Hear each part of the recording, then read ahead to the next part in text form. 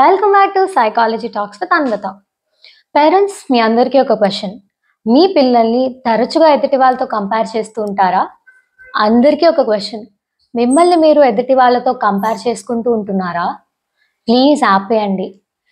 ఎందుకంటే దీని వెనకాల ఒక డీప్ సైకలాజికల్ రీజన్ ఉంది. ఆల్ఫ్రెడ్ అడ్లర్, అన్ ఆస్ట్రియన్ సైకాలజిస్ట్, ఒక థియరీలో చెప్పారు.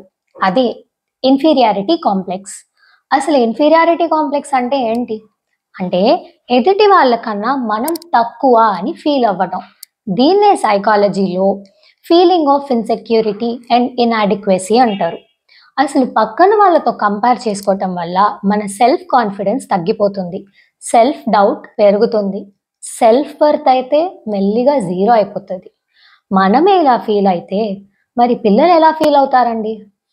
చిన్నప్పుడే వాళ్ళకి సెల్ఫ్ కాన్ఫిడెన్స్ ఇంకా సెల్ఫ్ వర్త్ రెండూ తగ్గిపోతుంది.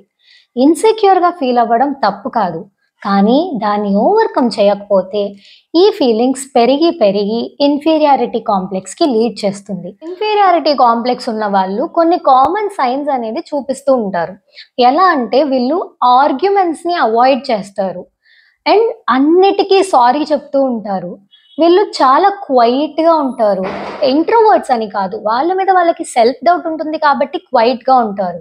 అండ్ ఐ కాంటాక్ట్ చాలా తక్కువ ఇస్తారు, ఎందుకంటే వాళ్ళు వాళ్ళతోనే కమ్యూనికేట్ చేసుకుంటూ ఉంటారు.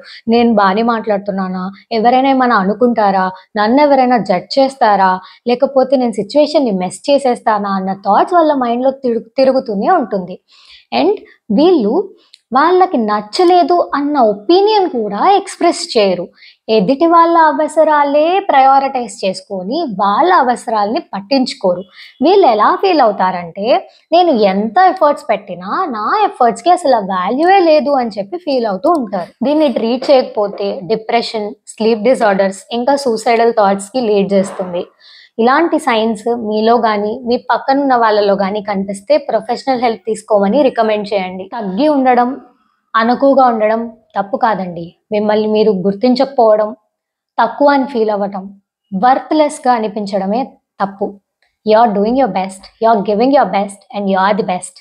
See you in the next episode. Bye bye.